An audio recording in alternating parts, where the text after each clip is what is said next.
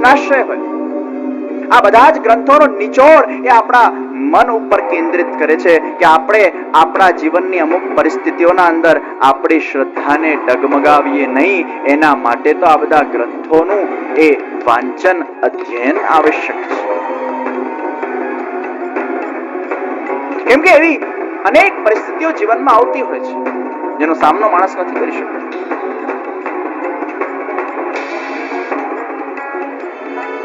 બુદ્ધિમાં વિવેક હોવું બહુ આવશ્યક છે.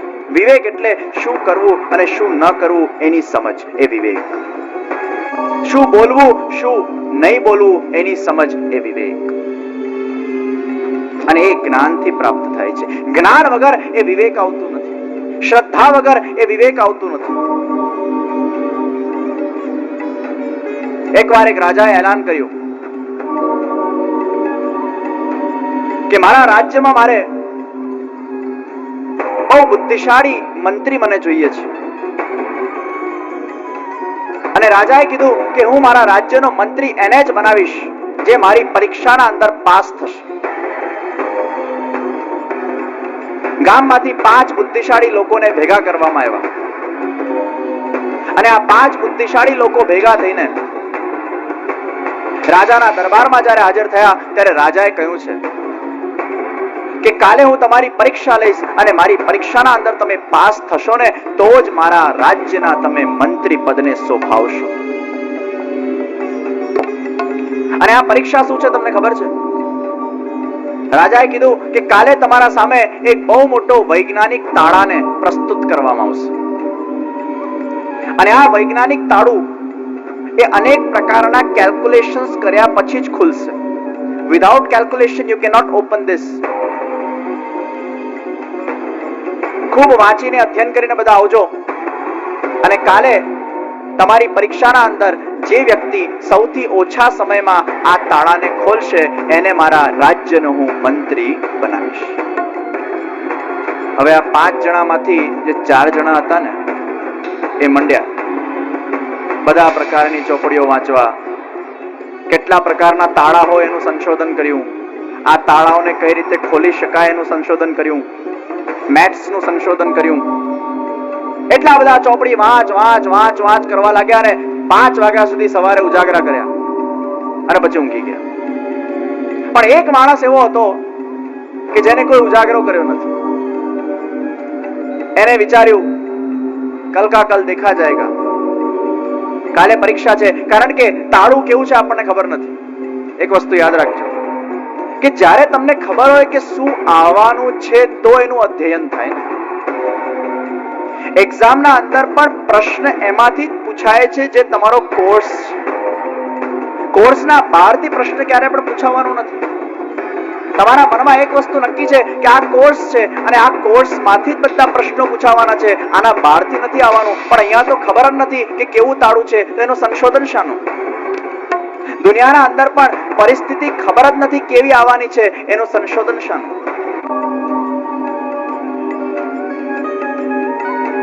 ઊંઘી ગયા છે. સવારે ઉઠ્યા અને ઉઠીને આ 5 મહારથીઓ એ દરબારના અંદર હાજર થયા છે. મોટું તાળું મંગાવવામાં આવ્યું છે અને આ વિશાળ તાળાને જોઈને બધા એવા ગભરાઈ ગયા કે આ તાળાને તો ક્યારે ખોલશું, આ જન્મમાં તો ખોલવું અસંભવ લાગે છે. પહેલો માણસ ગયો, તાળાને છંછેડ્યું, ગળમથલ કરી, આમ કર્યું તેમ કર્યું, તાળું ખુલ્યું નહીં. બીજો ગયો, ખુલ્યું નહીં. ત્રીજો ગયો, ખુલ્યું નહીં. ચોથો ગયો, ખુલ્યું નહીં. આ ઉજાગરા વાળા જે 5મો હતો ને, જેને ઉજાગરો નથી કર્યો, એ રિલેક્સ થઈને સૂઈ ગયો છે. અને ઉઠીને સૌથી પહેલા એને તાળાની પરિક્રમા કરી. અને તાળાની જ્યારે એને પરિક્રમા કરી ત્યારે એને નોટિસ કર્યું કે તાળું તો પહેલાથી જ ખુલ્લું છે. તાળું પહેલાથી જ ખુલ્લું છે અને એને તરત આમ કડીને નીચે કરી અને તાળું ખુલી ગયું અને રાજા કે છે, હું આ વ્યક્તિને મારા રાજ્યનો મંત્રી બનાવીશ કે જે સૌથી પહેલા તાળાને જુએ છે ક્યાંથી બંધ છે. આપણા જીવનના અંદર પણ આ પરિસ્થિતિઓ એ તાળા જેવી હોય છે. ઘણીવાર પરિસ્થિતિઓ એ ખુલી જ હોય છે, પણ આપણા મનથી એનું બંધન થતું હોય છે અને આપણા મનથી એનું સ્ટ્રેસ આપણે લેતા હોઈએ છીએ. એટલે ખુલેલી તાળા જેવી પરિસ્થિતિ પણ આપણને એ બંધિયાર લાગે છે અને સમયનો સદુપયોગ આપણે કરી શકતા નથી, કેમ કે વિવેક બુદ્ધિ નથી. પરિસ્થિતિઓને તમારા પર હાવી નહીં થવા દો, અરે તમે પરિસ્થિતિ પર હાવી થાઓ. ટેલ ધ પરિસ્થિતિ, મારા જીવનના અંદર આનો સામનો કરવાની મારા મનના અંદર એ ચેલેન્જિંગ કેપેસિટી છે. પરીક્ષામાં પાસ થવું એ જ તો પરીક્ષા છે. આપણે એમ વિચારીએ કે મને મારા અનુસાર જ બધું મળી જાય, એ તો જીવન નથી. દુનિયાના અંદર આપણા અનુસાર જ બધું આપણને મળી જાય એને જીવન ના કહેવાય. આપણા વિપરીત જે થાય એને જીવન કહેવાય, કેમ કે એ જ પરીક્ષા છે. પરીક્ષાના અંદર બધા સહેલા પ્રશ્ન આવી જાય એ પરીક્ષા ના કહેવાય, પણ પરીક્ષાના અંદર અમુક અઘરા પ્રશ્ન આવે એ પરીક્ષા કહેવાય. આપણું મન ઘણીવાર બંધાય છે. આ બંધન કરનાર આપણું મન જ છે.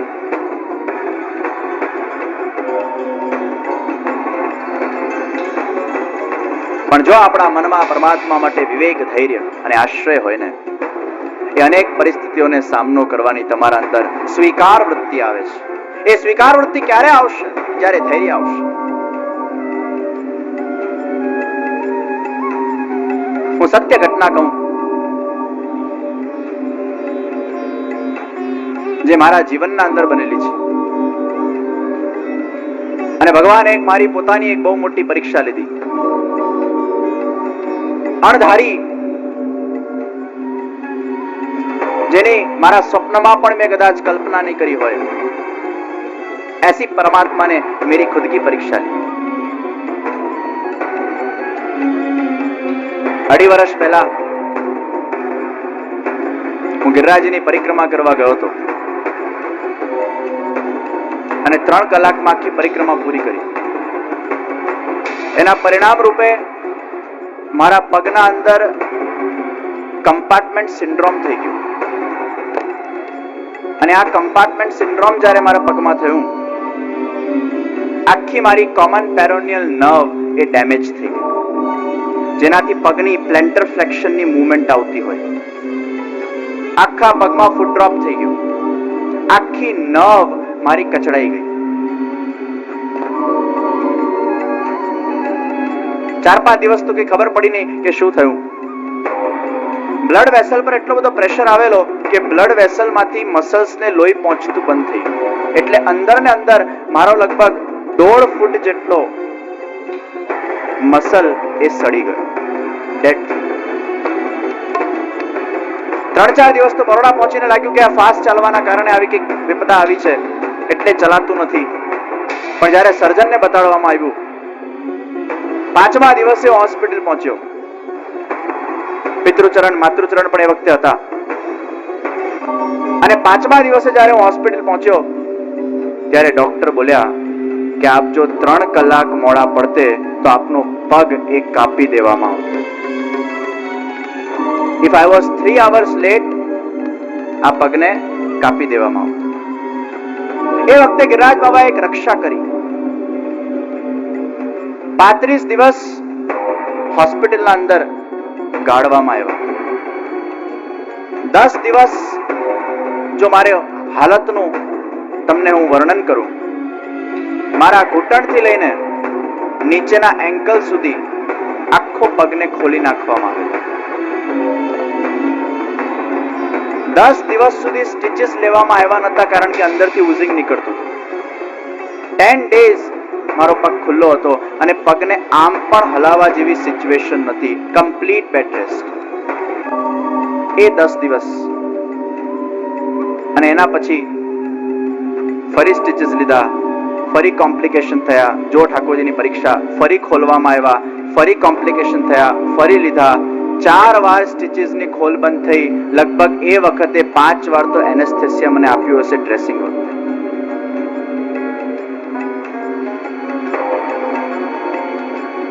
એ 35 દિવસ કમ્પ્લીટ બેડ રેસ્ટના અંદર જ્યારે ભોગવવામાં આવ્યા, ત્યારે મને અંતર હૃદયથી અહેસાસ થયો કે ભગવાન આ જીવનની એક સૌથી મોટી પરીક્ષા લઈ રહ્યા છે.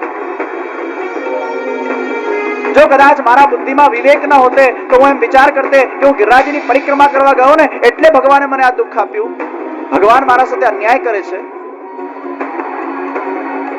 જો કદાચ મારા બુદ્ધિમાં વિવેક ન હોતે તો મેં ભગવાનને દોષ દીધા હોતે. હું કઈ દુષ્કર્મ કરવા તો ગયો નહોતો, હું તો ગિરિરાજ બાબાના શરણે ગયો હતો અને ગિરિરાજજીએ 35 દિવસ મને ખાટલો આપ્યો.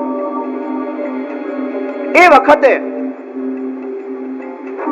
મારા મનમાં એક જ ભાવ જન્મ્યો, કદાચ પૂર્વ જન્મના આધાર ઉપર કદાચ મારા આ જન્મના અંદર બંને પગ કપાઈ જવાના હશે, પણ ગિરિરાજ બાબાએ કૃપા કરવી હતી એટલે મને ગિરિરાજજીમાં બોલાવી લીધા અને પરમાત્માએ મારી રક્ષા કરી છે. અને એ જ કારણે અત્યારે તમારા સામે હું બેઠો છું.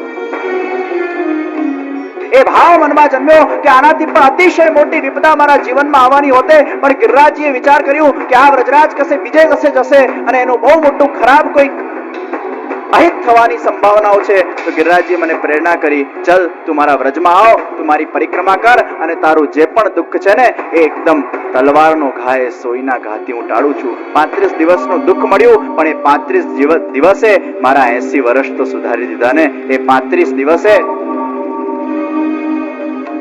परमात्मा अनेक परीक्षा लेते हैं, लेकिन उस परीक्षा में से परमात्मा પોતે જ ધૈર્ય ઘણીવાર આપતા હોય છે જ્યારે આપણને ભગવાન પર આશ્રય.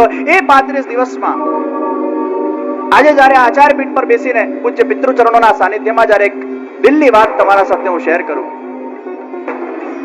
કે મારા જીવનના અંદર જો મારા પોતાના આત્માના સામે જો અમુક પ્રકારના જો પરિવર્તનો મેં પોતે જો જોયા હોય તો કદાચ એ 35 દિવસ જો મારા જીવનમાં ના આવત તો કદાચ આ વ્રજરાજ કુમારજી અહીંયા બેસીને તમારા સામે કથા નહીં કરતા.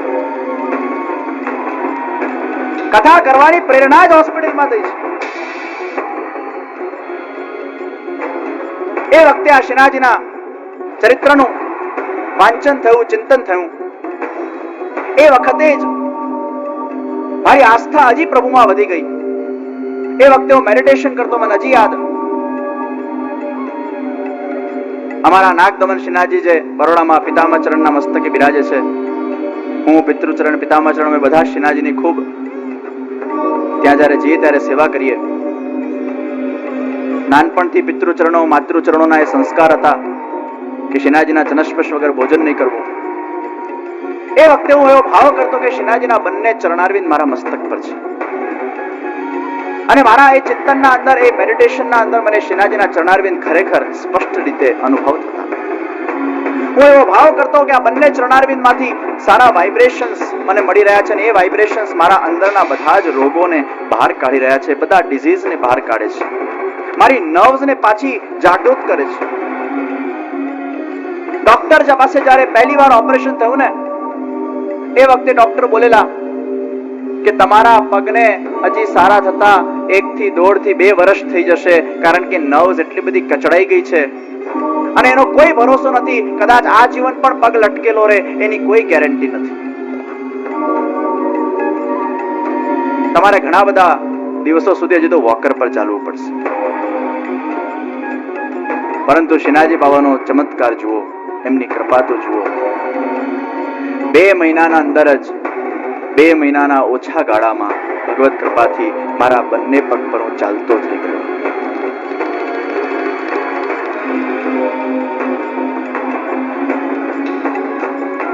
અને એ મેડિટેશન્સના અંદર